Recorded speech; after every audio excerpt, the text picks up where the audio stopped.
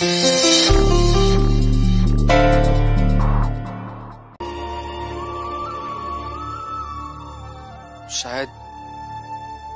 यही वो खाली मैदान होगा, लेकिन इतनी सुनसान जगह पर क्यों बुलाया है मुझे?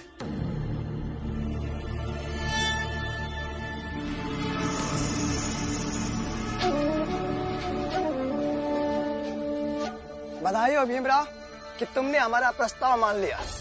अब तुम्हें कोई गद्दार नहीं कहेगा, और तुम्हें यह भी नहीं देखना होगा कि तुम्हारे घर वाले और तुम्हारे परिचित के लोगों को बेइज्जती का सामना करना पड़े। देखिए, मैंने बहुत सोचा। आप लोग बहुत अच्छा काम कर रहे हैं। आपकी लड़ाई बहुत बड़ी है, और अगर ये एक ही तरीका है जिससे आप मुझे गद्दार नहीं कहेंगे तो माफ कीजिए, मुझे ये तरीका मंजूर नहीं है। मैं आप सबके साथ शामिल नहीं हो सकता। फिर चाहे आप मेरे साथ, मेरे परिवार के साथ जो कुछ भी करेंगे, मैं उस सब से लड़ने के लिए तैयार हूं। फिर हमारी क्रांति के लिए तुम्हारी भी आहुति देनी पड़ेगी। और बिना रक्त के क्रांति कैसी? मतलब आप ये क्या कर रही है? छोड़िए, छोड़िए आप। अरे नहीं नहीं, अरे आप ऐसा क्यों कर रहे हैं? आप सब एक सच्चे योद्धा है ना?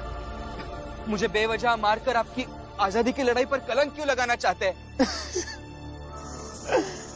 बेवकूफ भीमराव, ये सारे सच्चे क्रांतिकारी नहीं हैं, बस तुम्हें मारने के लिए क्रांतिकारी बने हैं।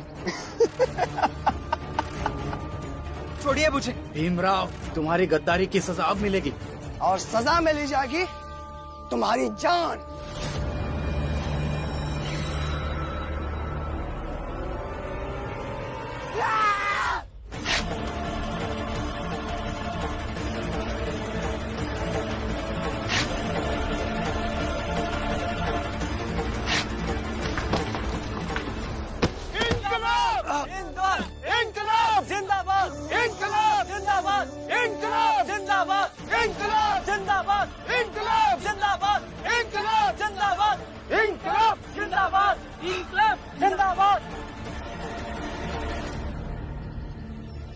ये लोग कहां से आ गए यहाँ?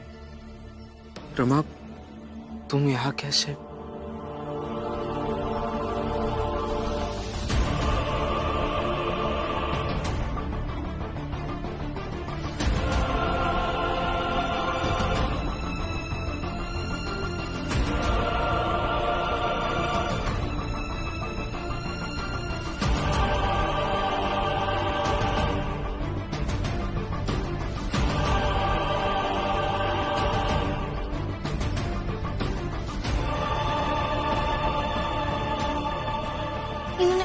इन्होंने आके मेरे पति को चिट्ठी दी थी, और मैंने जो जो बताया इन्होंने ही किया है सब।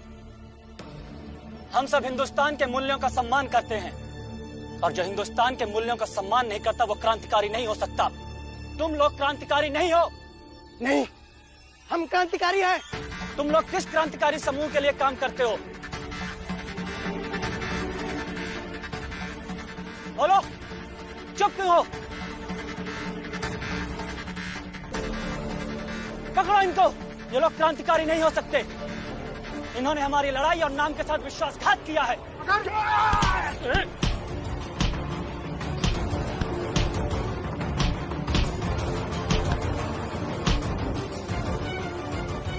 अब इस रमा ने इस प्लान का भी गुड़ गोबर कर दिया।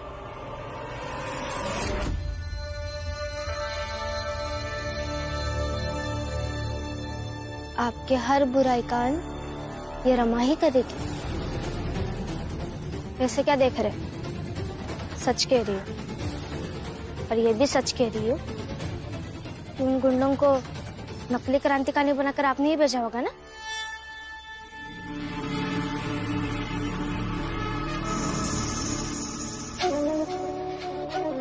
देखो रमाबाई, ऐसा है कि जानते हैं आप, क्रांतिकारियों के साथ साथ इस देश को भी बदनाम कर रहे हैं आप।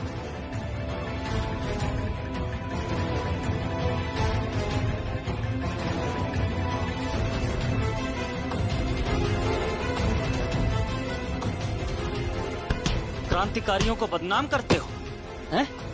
आज छोड़ेंगे नहीं तुम्हें। अरे दादा, ऐसा मत कीजिए काका, सुनिए। अरे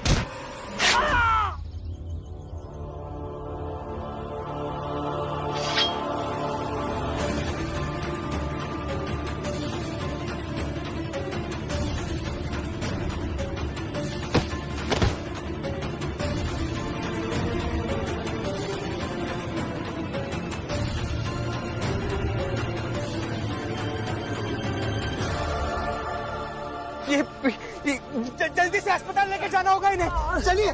नहीं, अस्पताल नहीं जाऊंगा। लेकिन क्यों? अगर अस्पताल गया तो अंग्रेजी हुकूमत को पता चल जाएगा।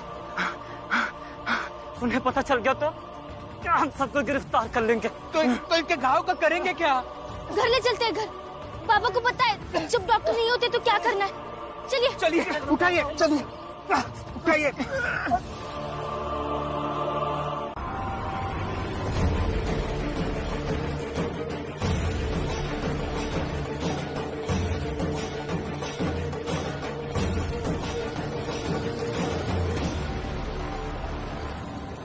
दरोगा साहब, ये है क्रांतिकारी, ये हैं वो लोग जिन्होंने क्रांतिकारी की सहायता की।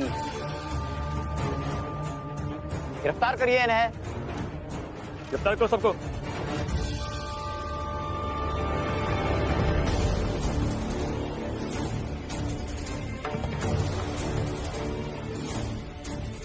क्या कर रहे हो आप? दूर चलो सब लोग। अरे दूर चलो। सबसे बकवास किए जा रहे हो कि कानून सबसे बड़ा है। मैं तो यहाँ अपना इलाज कराने आया था, तुम लोगों का भाषण सुनने नहीं। अब मैं ठीक हो गया और तू मुझे यहाँ से बाहर लेकर जाएगा। बाबा, और अगर किसी ने भी होशियारी करने की कोशिश की तो इसका अंजाम बहुत बुरा होगा। मेरे पति को छोड़ दीजिए। चुप कर। हमने तो सोचा था कि तुम सब हमारे शुभचिंतक हो, लेकिन नहीं। पुलिस के आने की खबर मिली, लेकिन तुम सबने हमें भागने नहीं दिया। क्यों? तुम्हें लगा कि पुलिस हमें गिरफ्तार करके लेकर जाएगी। और राम जी, तुमने तो फौज के साथ अपनी अच्छी निष्ठा निभाई है ना। इसका बदला मैं लूंगा राम जी, इसका बदला मैं लूंगा। चलो साथियों। छोड़ दीजिए मेरे पति को, छोड़ दीजिए। दरोगा साहब का साथ दिया था तो सबने, हैं? अब दरोगा साहब को बोलो भीम को बचा ले। चलो दूर हटो सब लोग। राम जी दूर हटो, नहीं तो इसका गला घोट दूंगा अभी। चलो बाबा, हट चलो। चलो साथियों। अरे छोड़िए मुझे। तू मुझे बाहर निकालेगा। सुनिए,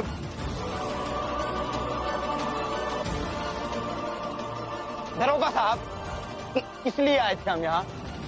आपकी आंखों के सामने से लेकर गया है वो भीमराव को। अब कम से कम राम जी, पुरंजन, मंगेश, ये तीनों यहाँ हैं। इन्हें गिरफ्तार करके लेकर चलिए। चलिए। कैसे? कोई सबूत, कोई गवाह नहीं है, कैसे गिरफ्तार करें? साफ साफ दिख रहा है इन्होंने चाकू की नोक के दम पर अपना इलाज कराया। उन्होंने साफ साफ ये कहा कि इसमें राम जी और भीम का दोष नहीं।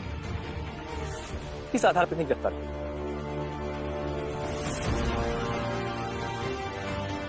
चलो।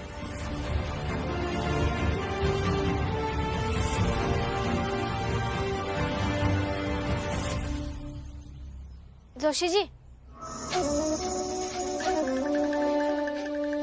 आपको और मुझे ही पता है बस कि उन क्रांतिकारियों ने नाटक किया था ताकि मेरे पति बच सके। और अब कुछ नहीं कर पाए। पता है क्यों? क्योंकि मारने वाले से बड़े बचाने वाले होते हैं। जैसे यहाँ सबकी निष्ठा बच गई। जाइए यहाँ से। ऐसे क्या देख रहे हैं? जाइए।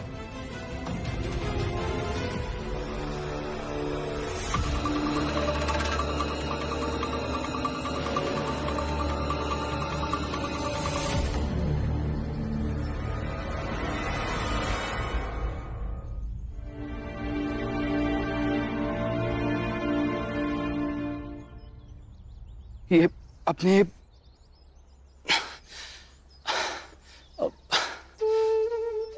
माफ करना भीमराव, हमारे पास तुम सबको बचाने का इसके अलावा और कोई रास्ता नहीं था। हमें सब तुम्हें कोई कभी परेशान नहीं करेगा। और अपने बाबा को हम सब की तरफ से शुक्रिया कहना। हमारे लिए तुम गद्दार नहीं हो भीमराव। तुम अपने घर चले जाओ और हम लोग भी इस जंगल के रास्ते निकल जाएंगे। एक वादा करो भीमराव, वादा करो कि जो रास्ता तुम्हें सही लगेगा उससे तुम आगे देश की सेवा करते रहोगे। वादा करो भीमराव।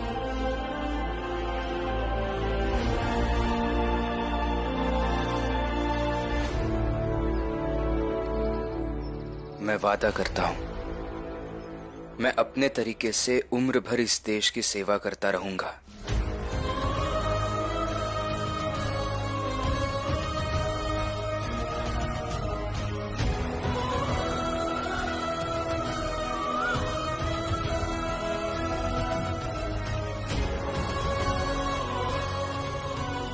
चलो रुको।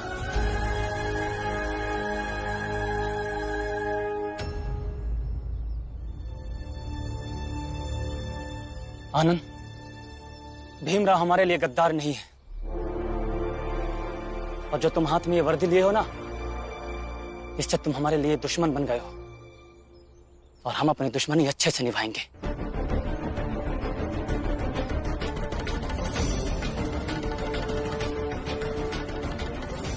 चलो।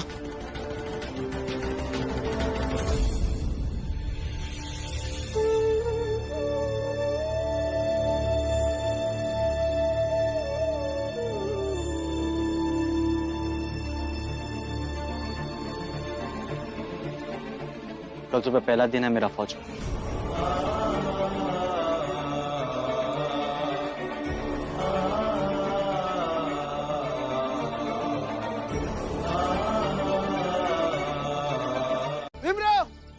भीमराव, तुम मेरे साथ चलो। कहाँ? कल जिस क्रांतिकारी से तुमने वादा किया था कि तुम देश की सेवा करोगे, उसे कल रात अंग्रेजों की फौज ने घेर कर मार दिया।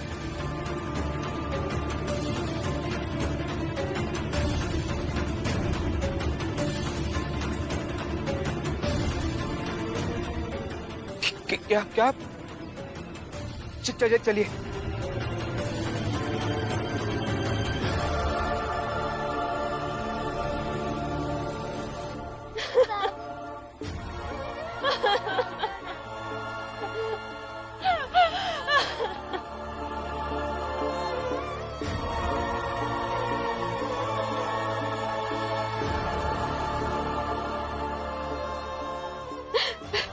रो मत बेटा,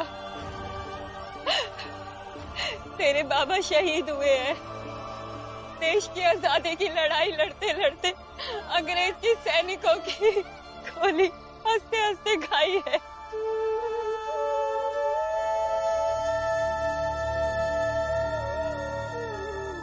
यहाँ क्यों आई हो तुम? मेरे पति को मारकर चैन नहीं मिला अंग्रेजी हुकूमत को। अब हमें भी मारने आए हो। जाओ यहाँ से।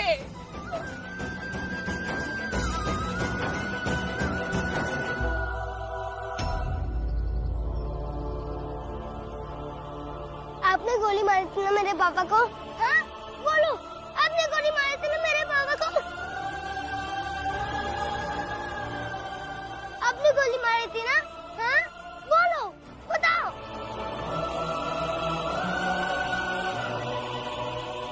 छोड़ दे बेटा, छोड़ दे बेटा।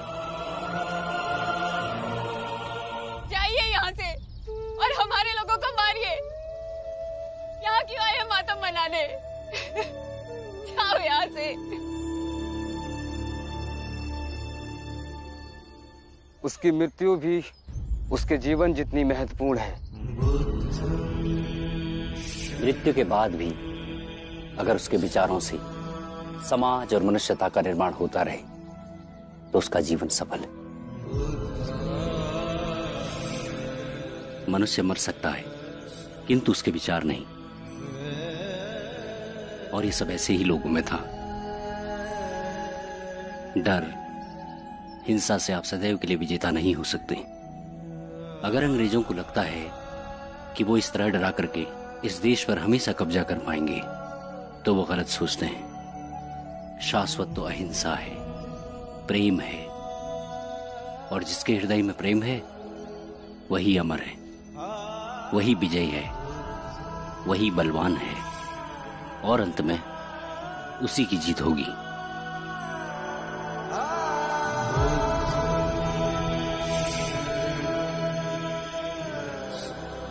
मृत्यु के बाद भी अगर उसके विचारों से समाज और मनुष्यता का निर्माण होता रहे तो उसका जीवन सफल।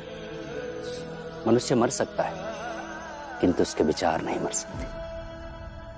आपने गोली मारी थी ना? बोलो, बताओ। जाइए यहाँ से और हमारे लोगों को मारिए। यहाँ क्यों आए मातम मनाने?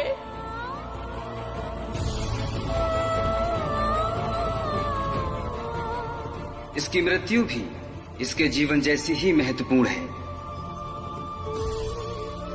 जीवन जैसे मृत्यु भी महत्वपूर्ण कैसे हो सकती है?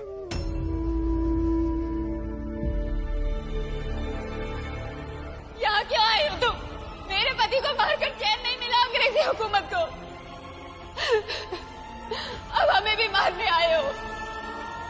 आपने गोली मारी थी ना मेरे पापा को? हाँ, बोलो, आपने गोली मारी थी ना मेरे पापा को? भीम, तुम इस समय यहाँ? गुरुजी, ठीक तो है ना? हाँ, लेकिन मैं बहुत परेशान हो रहा हूँ। मुझे आपसे कुछ समझना है। क्या बात है भीम, क्या हुआ? गुरुजी, आज तक जिन जिन लोगों ने मुझे कुछ समझाया है वो जीवन सार्थक करने की बातें करते थे, लेकिन आज पहली बार किसी को यह कहते हुए सुना है कि जीवन के साथ साथ मृत्यु भी सार्थक हो सकती है। कैसे? बैठो, बैठो भीम।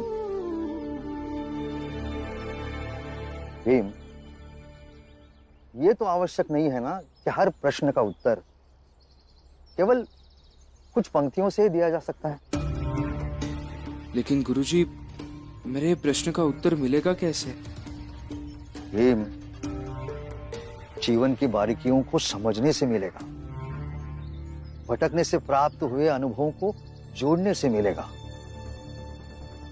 भीम, तुम्हें भी अपने मन में उठने वाले जटिल सवालों के जवाब के लिए भटकना होगा, आत्मचिंतन करना होगा। जवाब खुद ब खुद मिल जाएंगे। गुरुजी, बचपन में अंबेडकर गुरुजी ने भी ऐसा ही कुछ कहा था, लेकिन इस भटकाव का रास्ता मिलेगा कहाँ?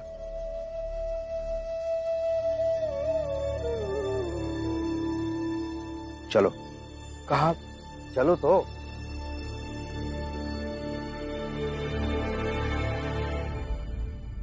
माफ कर दीजिए सरकार, माफ कर दीजिए।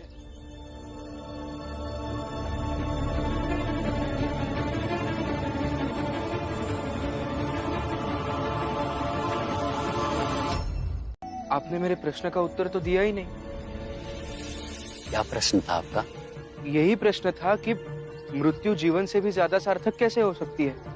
कल इसी समय पर आना, फिर आपको अपने प्रश्न का उत्तर मिल जाएगा। कैसी बातें कर रहे हैं आप? कितनी देर यहाँ बैठ के मैंने इंतजार किया कि आप अभी जवाब देंगे, बाद में देंगे, अभी बोल रहे हैं कल आना। आज आप बताने लायक नहीं हैं। बताने लायक नहीं हूँ मतलब? बस अभी सही समय नहीं आया। उत्तर चाहिए तो कल फिर आना।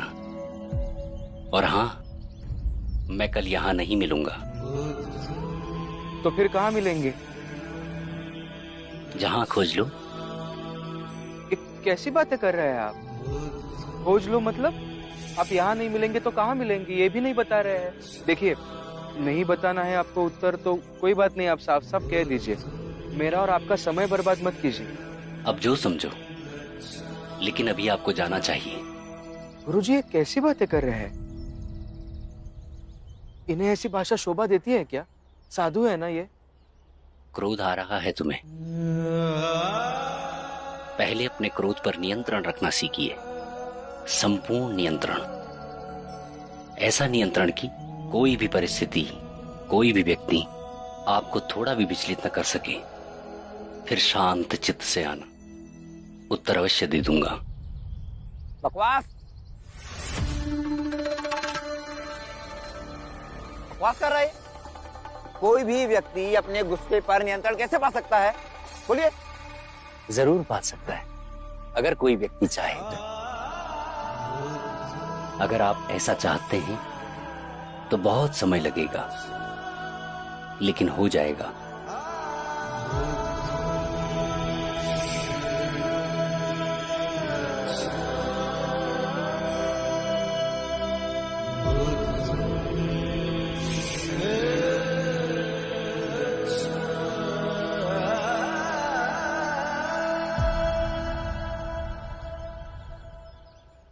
भीम, मुझे भी अभी चलना चाहिए, मैं चलता हूं।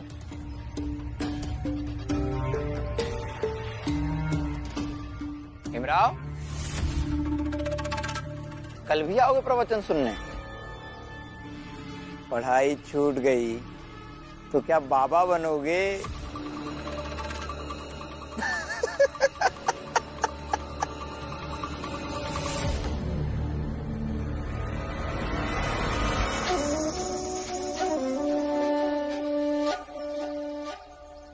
कहाँ चले गए वो? कहाँ चले गए थे आप? हाँ, कहाँ चले गए थे बिना बताए? मैं कितनी परेशान हो रही थी पता है? हाँ, मैं भी परेशान ही था, इसीलिए बिना बताए चला गया था। परेशान थे तो बताते ना, बिना बताए चले जाना सही था। वैसे तो सही गलत की बड़ी समझ है, लेकिन पति पत्नी के बीच जब समझदारी की बात आती है तो बुद्धू बन जाते हैं। बताइए ना, कौन सी परेशानी थी? नहीं, इतना कुछ नहीं था, घर चल के बात करते। घर तो चलूंगी ही, लेकिन पहले परेशानी तो बताइए। नहीं, कुछ नहीं था रमा, घर चलो। क्या छुपा रहे आप? और क्यों छुपा रहे? कुछ हुआ है तो बताइए। क्यों इतनी बहस कर रही हो तुम? चलो ना घर। क्रोध आ रहा है तुम्हें, पहले अपने क्रोध पर नियंत्रण रखना सीखिए, संपूर्ण नियंत्रण। ऐसा नियंत्रण कि कोई भी परिस्थिति, कोई भी व्यक्ति आपको थोड़ा भी विचलित न कर सके।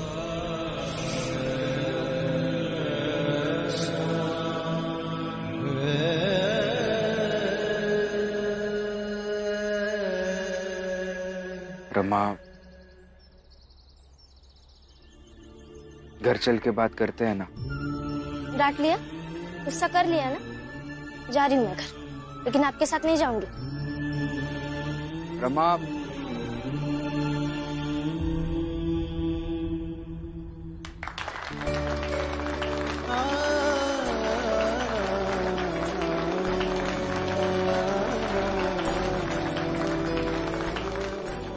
बहुत बहुत बधाई हो। अच्छा लगा कि तुमने वापस जीना सीख लिया। वाह, क्या बात है। पहले रमाबाई ने अपनी जूता चप्पल की दुकान मेरी जूता चप्पल की दुकान को देखकर खोली थी, और अब जनार्दन के चाय की दुकान को देखकर मंगेश ने अपनी चाय की दुकान खोल ली। और नौटंकी किसकी है? तो बस राम जी और उसके घर वालों की। हाँ हितेश बाबू, सही कह रहे हो तुम। इन्होंने मेरी देखा देखी दुकान खोली है और अब मेरी रोजी रोटी पर भी लात मारना चाहते हैं। जनार्दन, रोजी रोटी तो मेहनत और लगन से कमाई जाती है, और तुम्हारी रोजी रोटी इनके दुकान खोलने से नहीं छिन जाएगी। तुम्हारी मेहनत तुम्हारे साथ और इनकी मेहनत इनके साथ। जो ज्यादा मेहनत करेगा वो ज्यादा पैसे कमाएगा, सीधी सी बात है। देखा था कितना कमाते हैं ये लोग। ए जोखू, हम तुमका चुनौती देते हैं कि अपने नई लुगाई के संग ना दुकान में जितना जोर लगाए के है लगा लो, लेकिन अब हमारी चाय की दुकान ना तुम्हारी कपड़ा धोया इस्त्री के दुकान से ज्यादा चली। देख ले बे। हाँ हाँ देख लेना। फुलिया जी, ये सब छोड़िए, दुकान उद्घाटन की खुशी में सबको चाय पिलाइए। अब वही पिलावत है।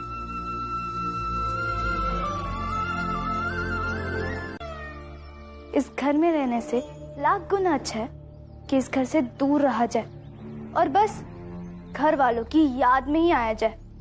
लक्ष्मी, तुम्हें बड़ों से ढंग से बात करने नहीं आती है, इसलिए अच्छा होगा कि चुप रहो। बुआ जी, मैं आपसे बात करने ही नहीं आई थी, मैं तो इनसे बात करने आई थी। अंदर चलिए, आपसे कुछ बात करनी है। किस तरीके से बुआ से बात कर रही हो तुम? ढंग नहीं है बात करने का? कोई ढंग वंग नहीं, अब जैसा मैं कह रही हूँ वैसा आप कीजिए। बहुत सुन लिया आप सबका। लक्ष्मी भाभी,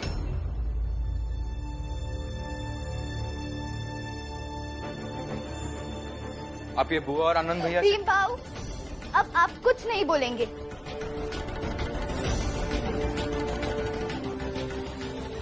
तो अब आप मुझे बताइए, अगर मैं मेरे पति से कहती हूँ कि बेटों को कमाने के लिए भेजिए, तो क्या मैं गलत हूँ? मैं बुरी आई हूँ? नहीं, आप गलत नहीं हैं, आपके पति गलत हैं। सुन लिया?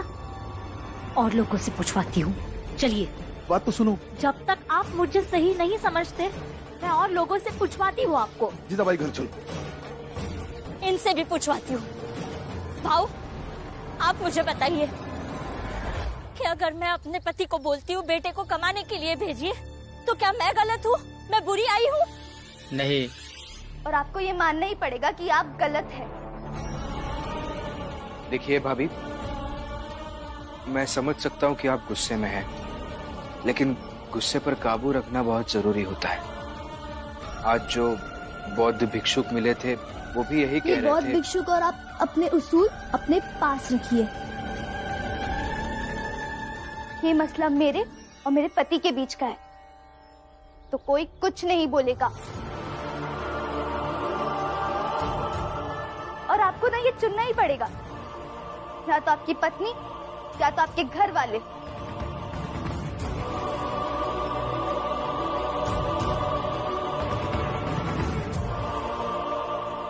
अंदर जाओ तुम। मैं अकेले नहीं जाऊंगी, आपको भी मेरे साथ चलना होगा, क्योंकि आज से मैं जो कहूंगी आप वो करेंगे। दीदी, ये कौन सा तरीका है कि आप जो कहेंगे वही करेंगे आनंद भैया? रमा, तू चुप रहे। तूने अपने पति को अपने हिसाब से समझा दिया ना, तो तू जो जो कहती है वो वही करते हैं। तो फिर आज मैं इन्हें अपने हिसाब से समझाने की कोशिश कर रही हूँ, तो तुझे क्या दिक्कत हो रही है? दिक्कत नहीं हो रही है भाभी। देखिए, आप दोनों का पति पत्नी का रिश्ता है, ऐसे अपने हिसाब से दूसरे को चलने के लिए कहना ये गलत है। वो चलेंगे, उन्हें चलना पड़ेगा, और मैं भी देखती हूँ कि कौन रोकता है। चलिए आप, चलिए।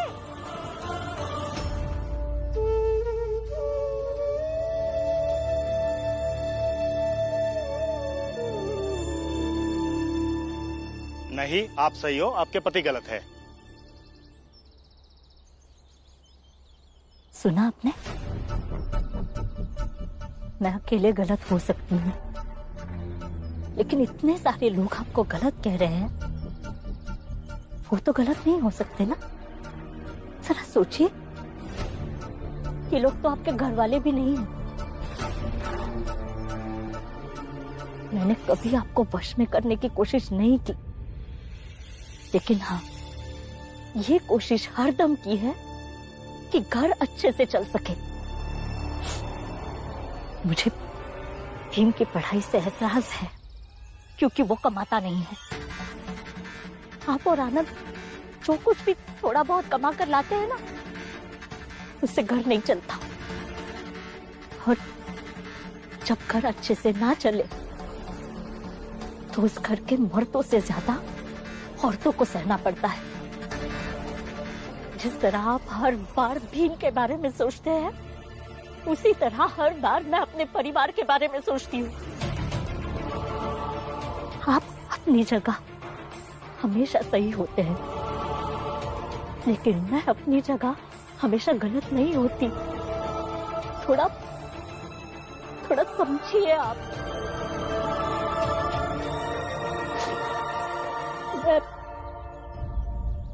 थक चुकी हूँ मैं ऐसे जीते जीते, थक चुकी हूँ। कभी तो मेरे पति बनकर सोचिए।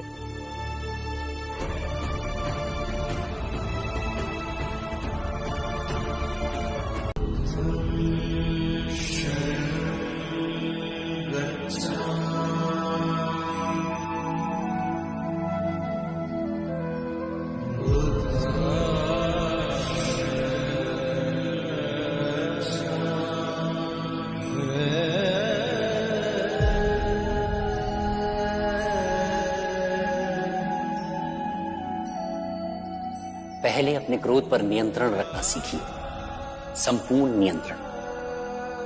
ऐसा नियंत्रण कि कोई भी परिस्थिति, कोई भी व्यक्ति आपको थोड़ा भी विचलित न कर सके।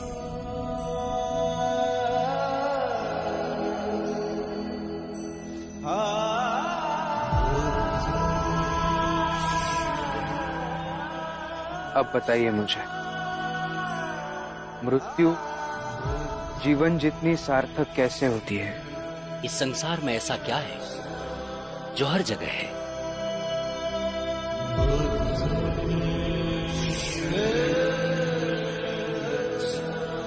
सर्वम दुखम भगवान बुद्ध के द्वारा कहा गया यह पहला सिद्धांत था।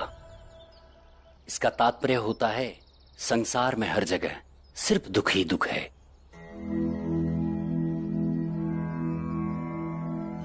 तो फिर इस दुख का निवारण क्या है? पहले दुख को महसूस करो, अपने नहीं परायों की। फिर निवारण का रास्ता तुम्हें खुद ब खुद दिखाई देने लगेगा। चलता हूं। जब दुख महसूस होने लगे तो खोज लेना, कहीं मिल जाएंगे।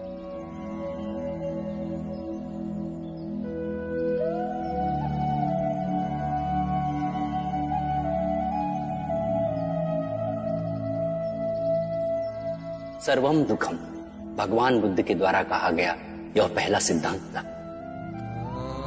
संसार में हर जगह सिर्फ दुख ही दुख है। तुम्हें पता है, मैं और जोखू जी आज साथ में घूमने जा रहे हैं।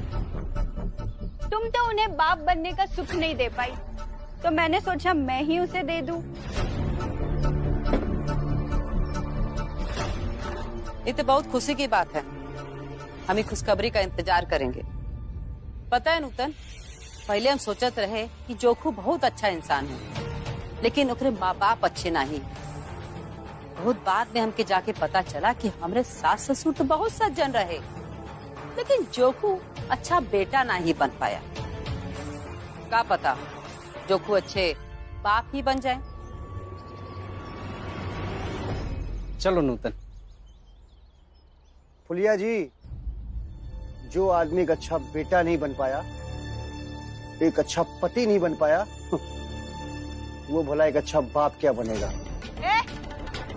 ढंग से बात कर, समझा ना? ढंग से ही बात कर रहा हूँ। कम से कम तुम तो मत ही सिखाओ मुझे। जाओ, खुशी खुशी जाओ।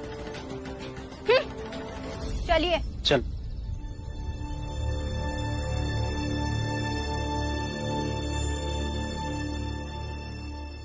क्या कर रहे हो तुम?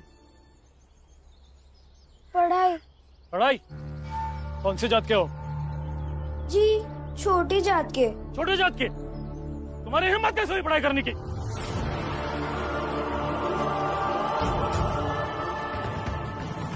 हमारी जात के भीमराव ने भी पढ़ाई की है, मैं भी पढ़ूंगा।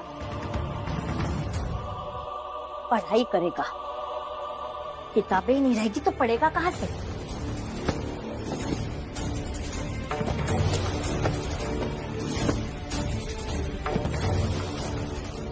चलो। तू भी पढ़ाई करेगा? छोटी जात का होकर पढ़ाई करेगा तो? अपा बत्र कर दिया मेरा इस रास्ते को।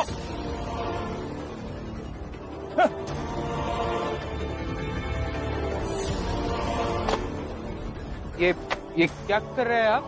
हाँ? कौन से जात का है तू? तू भी छोटे जात का है ना?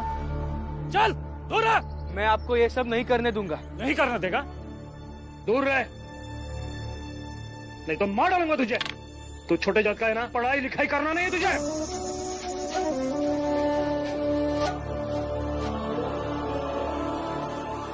ये ऐसा मत कीजिए।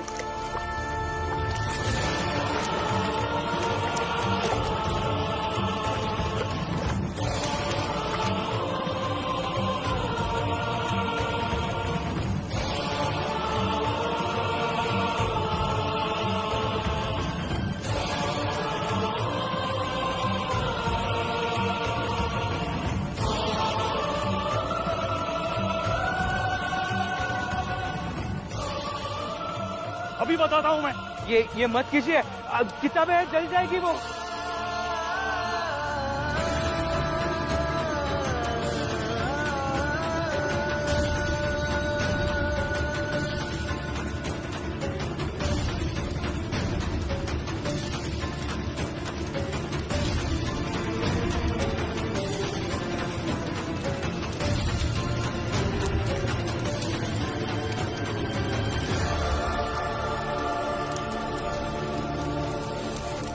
बहुत शौक था ना भीम भाव को पढ़ाई करने का। लो, अब पढ़ लो। अब अपनों से ही लड़ना है तो पूरी तरह से लड़ेंगे। हाय, अब जो होगा सो होगा।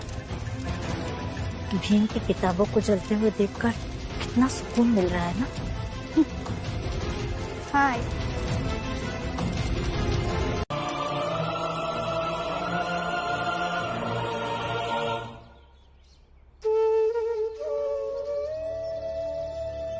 भीम, क्या हुआ भीम? तुम रो क्यों रहे हो? क्या हुआ भीम? क्या मिला आपको उनकी किताबें जलाकर? बोलिए ना, क्या मिला? किताबें जला दी, ये बात सबको बतानी चाहिए। क्या करूं अब मैं?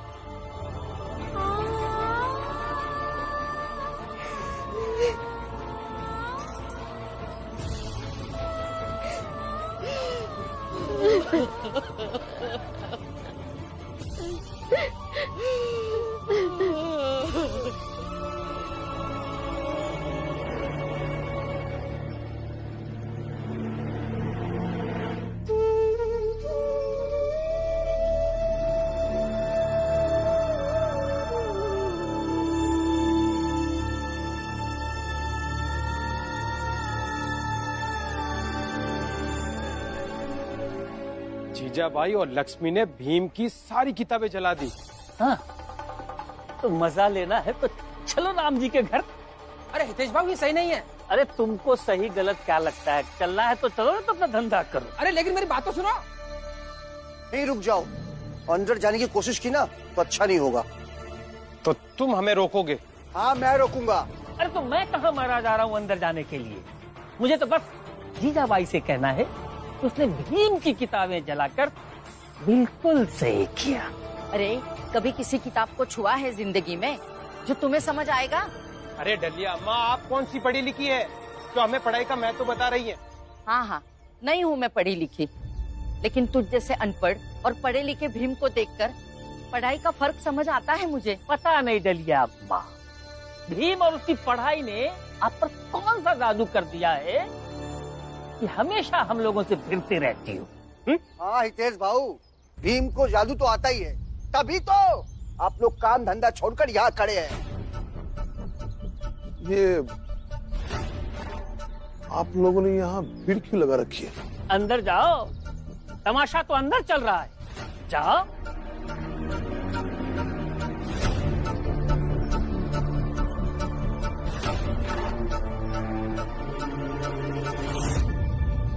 बुआ, इन लोगों को क्या मिला ये सब करके?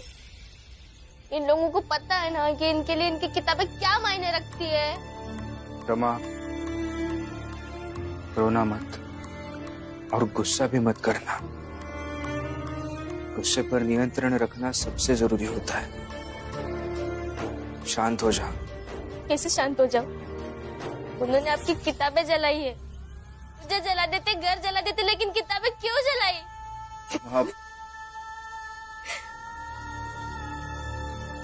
वो दीदी है, आई है तुम्हारी, उनके बारे में ऐसी बात करना भी अच्छा नहीं लगता है ना। ये सब क्या हो रहा है? रमा, तुम रो क्यों रही हो? क्या हुआ? भीम की किताबें जला दी हमने, इसलिए बुरा लग रहा है रमा को।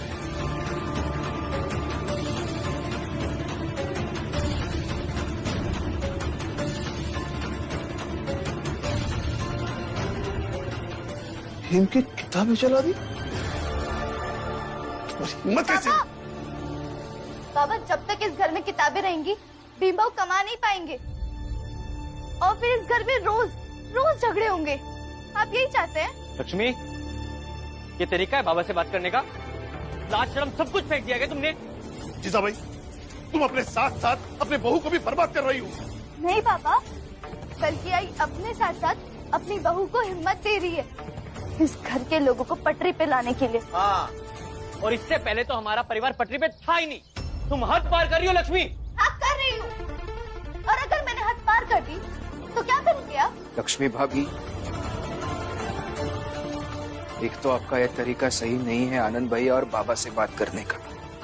ये भाषा आपको बिल्कुल भी शोभा नहीं दे रही है और ऊपर से आपकी और इनकी ये अमर्यादित हरकतें हमारे रिश्तों को नुकसान पहुंचा रही है। भीम बाबू, आप अपनी मर्यादा अपने पास रखिए। और आपको पता है सबसे बुरा क्या होता है? सबसे बुरा होता है किसी इंसान का आपकी तरह निकारा और निकम्मा होना।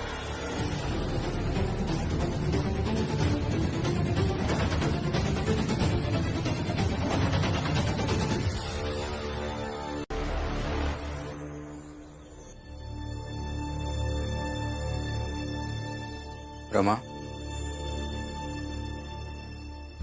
तुम्हें वो गहना नहीं बेचना चाहिए था।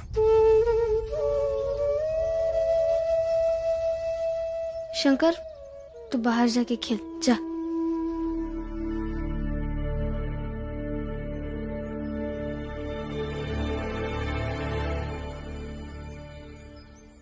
इन किताबों को खरीदने में मेरे प्रति तुम्हारा जो प्यार है वो मैं समझ सकता हूं, लेकिन फिर भी मुझे अच्छा नहीं लग रहा है। मुझे भी अच्छा नहीं लग रहा है। मेरी आई की एकमात्र निशानी थी वो। मैं बेच आई, लेकिन मेरे पास दूसरा कोई रास्ता नहीं था। लेकिन क्या जरूरत थी रमा? कुछ दिन मेरे पास अगर किताबें नहीं रहती तो क्या हो जाता? तुम रोना मत। जैसे ही मेरे पास पैसे आ जाते मैं किताबें खरीद लेता ना। एक औरत सबसे ज्यादा खुश तब होती है जब उसका पति उसके सामने खुश रहता है। और आपकी खुशियां इन किताबों में बसती है। मेरी जब से शादी हुई है तब से समय जोड़ लीजिए, जितना समय आपने मेरे साथ गुजारा होगा उससे कई गुना ज्यादा आपने किताबों के साथ समय गुजारा है। इसलिए मैं खुद को आपसे दूर कर सकती हूँ, लेकिन इन किताबों को आपसे दूर नहीं कर सकती हूँ। नहीं रमा, मैं तुम्हें खुद से दूर कभी नहीं कर सकता हूँ, कभी भी नहीं।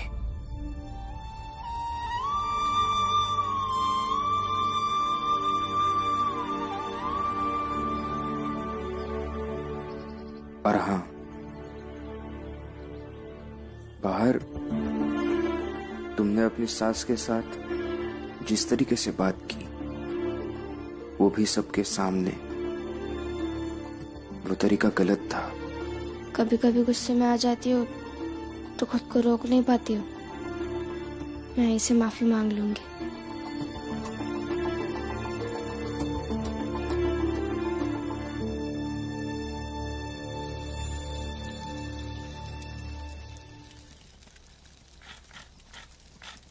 आई, रमा तो फिर किताबें लेके आ गई। हाँ तो क्या हुआ? गहना तो एक ही था ना, वो तो बेच कर आ गई। अब जब कल बहुत जरूरत पड़ेगी तो उसके पास गहना ही नहीं होगा बेचने के लिए। ये सोचकर खुश हो जाओ लक्ष्मी कि हमने रमा से उसका मजबूत सहारा छीन लिया। तो फिर आई कुछ मीठा बना ले, लग गया है तो खुशियां भी बन जाएगी। बना लो। और लक्ष्मी, किताबों का क्या है, जलाकर राखी तो बनानी है, फिर से जला देंगे। आई अभी तो बोल दिया, लेकिन दोबारा सोचिएगा भी मत।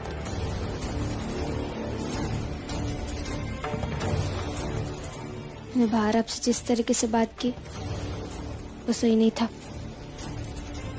इसलिए माफी मांगती हूँ। लेकिन मेरे पति की किताबें जलाने के बारे में दोबारा गलती से भी मत सोचिए, वरना अच्छा नहीं होगा। क्या कर लोगी नहीं तो? क्या अच्छा नहीं होगा? बोलो, क्या अच्छा नहीं होगा? मैं मेरे पति की ढाल हूँ, लेकिन बदतमीज नहीं हूँ।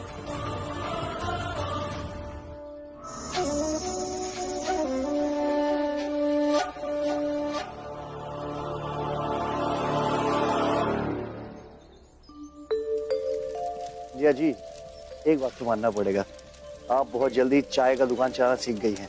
पता है, सतारा में अगर कोई हमसे उधार मांगता था ना, तो हम ग्राहक को भगा देते थे। ग्राहक को भगा देते रहे। तो बहुत कमाल हो। कमाल तो है ये ना फुलिया। वैसे तो बहुत कहती रही कि हम अपने पति के बिना एक तो क्षण न रह पाएंगे। अब देखो यहाँ पराये मर्द के साथ हंसी ठिठोली चालू है।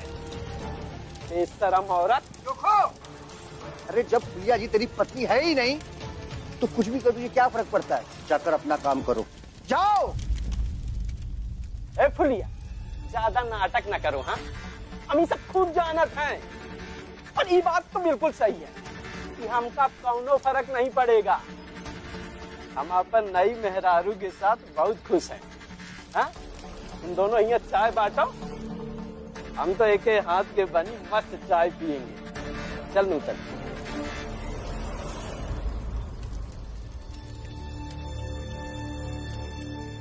अरे फुलिया जी, आप रो क्यों रही हैं? इनका हमारी हंसी दिख जाते है, हमारी ठिठोली दिख जाते है, लेकिन हमारा प्यार नहीं दिखता। चाहते क्या थे हम? काकी, माफ कर दीजिए, मेरे कारण आपके चावल का नुकसान हुआ।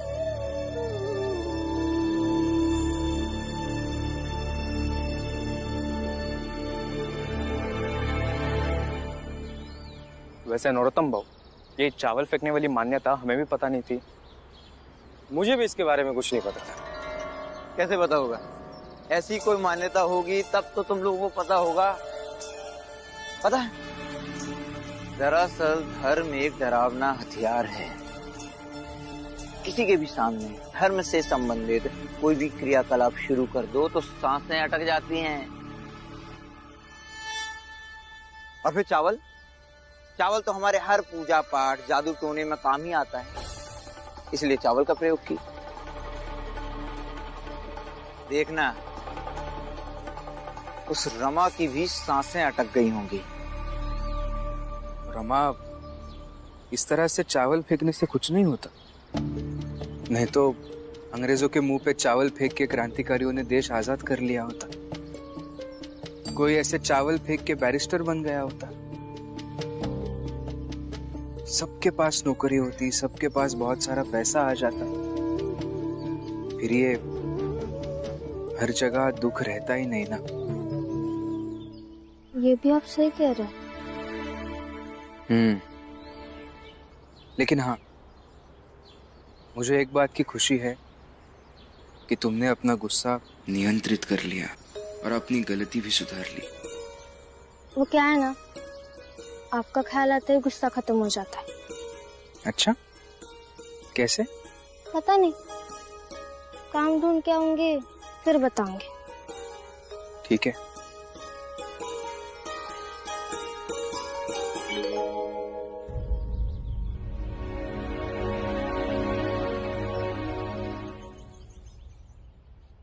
कहाँ काम ढूंढूं? और रोज ऐसे खाली हाथ तो घर नहीं जा सकती हूँ। इन्हें तो वकील साहब के यहाँ ही काम करना। इन्हें काम ढूंढने में वक्त लगा तो लगा, लेकिन मुझे कहीं तो काम करना चाहिए और जल्द से जल्द चाहिए। जब उम्र ज्यादा हो गई है तो मर क्यों नहीं जाती आप? रोज रोज का बस यही नाटक है आपका। बर्तन बैठ के करने होते हैं और झुको तो घुटने में दर्द होती है। इस उम्र में तो क्या उम्र करती रहती है आप? अगर दुकान नहीं चलेगी तो खाना क्या खाएगी आप? जल्दी जल्दी कीजिए सब, मैं शाम को सीधा घर पे मिलता हूँ। इस तरीके से तो आप क्या नहीं भी आपका बचपन में नहीं डांटा होगा। जिस तरीके से आज आप इन्हें डांट रहे, इनके घुटनों में दर्द दे रहा है और इनकी दवाई लाने के बदले आप इनकी कलेजा छीलनी कर रहे हैं। चलो चलो आगे बढ़ो, मुझे ज्यादा मत समझाओ।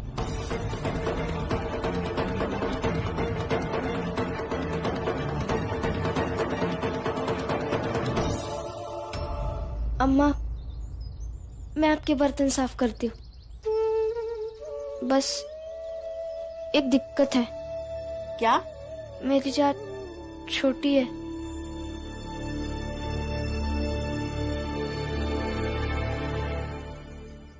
देखो भीमराव, समझदार हो, लेकिन बहुत ही छोटे जाति के हो, और मैं किसी भी छोटी जाति के साथ काम नहीं कर सकता हूँ। देखिए सर, हर कोई मुझे जात के नाम पर नकारता रहेगा तो मैं काम कैसे कर पाऊंगा? आप बिल्कुल चिंता मत कीजिए, आपके दफ्तर में किसी भी चीज को मैं छूऊंगा नहीं। अगर जरूरत पड़े तो दस्ताना पहन के हाथ लगाऊंगा। आप जो कहेंगे वो मैं करूंगा, लेकिन नौकरी पर रख लीजिए सर।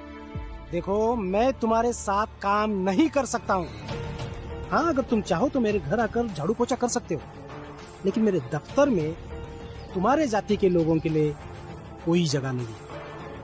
नौकरी बैरिस्टर की यहाँ ही ढूंढी है, वही सही है। ये तो नहीं हो सकता सर।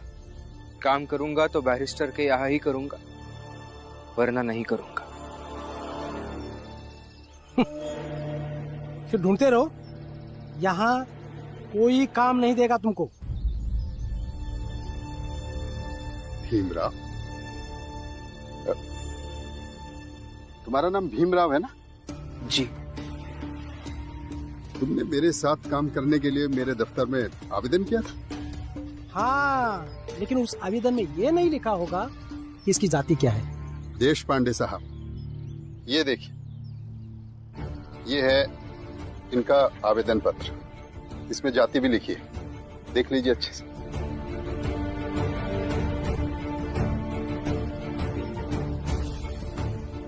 हाँ तो भीमराव,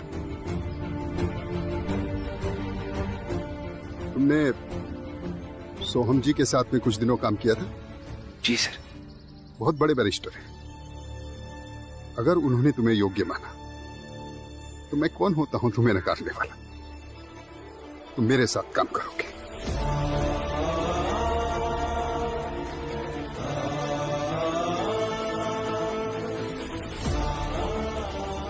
तनख्वाह और बाकी की शर्तों के लिए कागजी अनुबंध है, कर लें। अभी मैं केस की पैरवी के लिए जा रहा हूं, शाम को दफ्तर आ जाओ, मिलते हैं। धन्यवाद सर।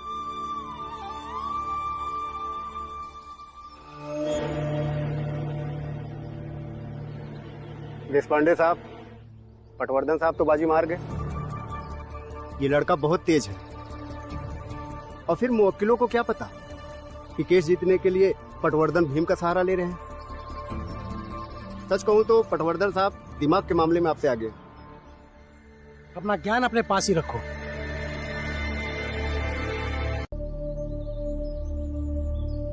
लेकिन बाबा का चेहरा क्यों बना हुआ है?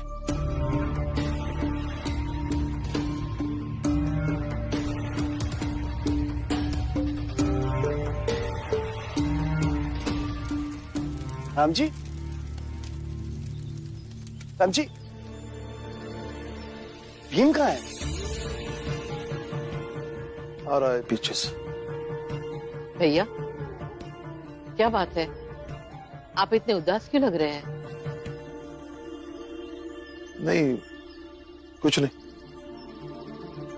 बस भीम को और संघर्ष करना पड़ेगा।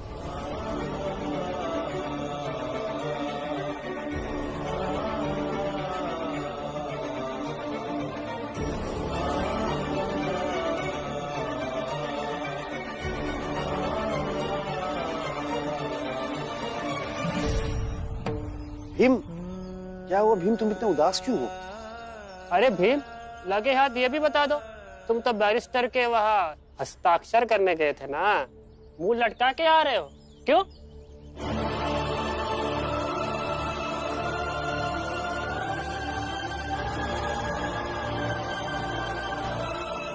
मेरी छोटी जात होने के कारण उन लोगों ने मुझे नौकरी पर नहीं रखा, ये समझ में आता है। लेकिन यहाँ हम सब छोटी जात के हैं, फिर भी मुझे नौकरी ना मिलने पर आप लोगों को इतनी खुशी क्यों हो रही है, ये बात मैं नहीं समझ पा रहा।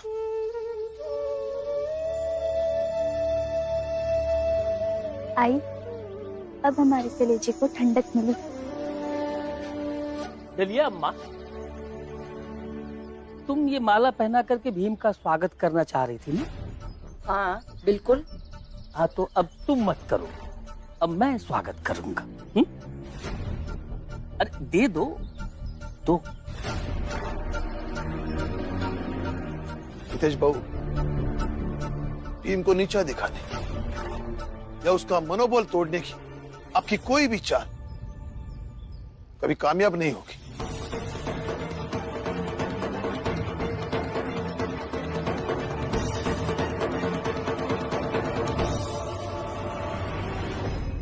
स्वागत है।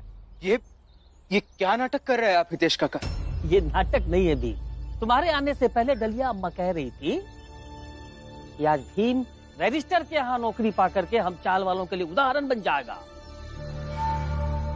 और फिर ये माला उसी उदाहरण को पहनाई जाने वाली थी, पर ऐसा तो हुआ नहीं, नौकरी तो तुम्हें मिली नहीं। तो अब मेरे हिसाब से ये उदाहरण राम जी को बनाना चाहिए, ताकि इस चाल में कोई भी बाप अपने बेटे की पढ़ाई के बारे में न सोचे, नहीं तो ऐसे ही उसके बेटे को भी तुम्हारी तरफ नौकरी के लिए भटकना पड़े।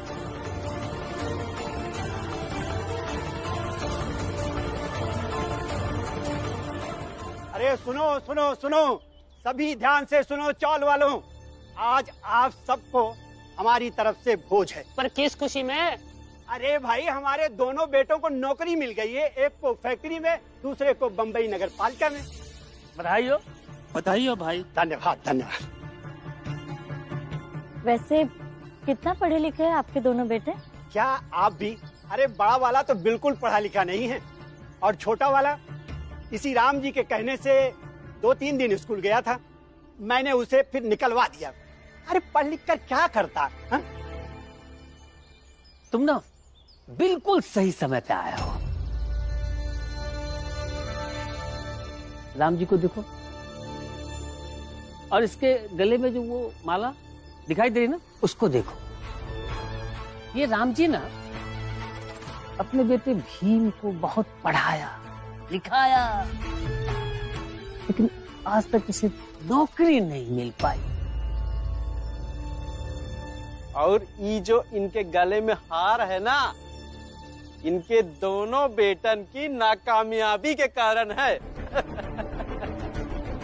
अपने बच्चों को ना पढ़ा लिखा कर मैं तो इस नाकामयाबी से बच गया।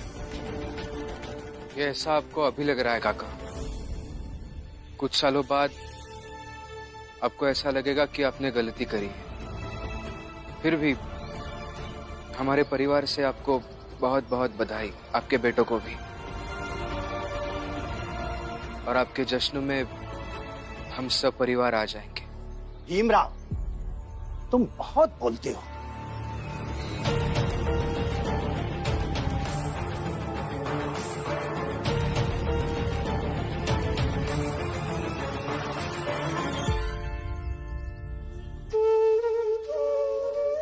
इस सब से दुखी होने की कोई जरूरत नहीं है बाबा।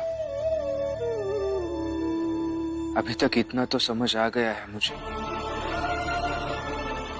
हर किसी के खुशी का रंग ढंग स्वाद अलग अलग हो सकता है, लेकिन हर किसी के दुख का रंग ढंग और स्वाद एक जैसा ही होता है।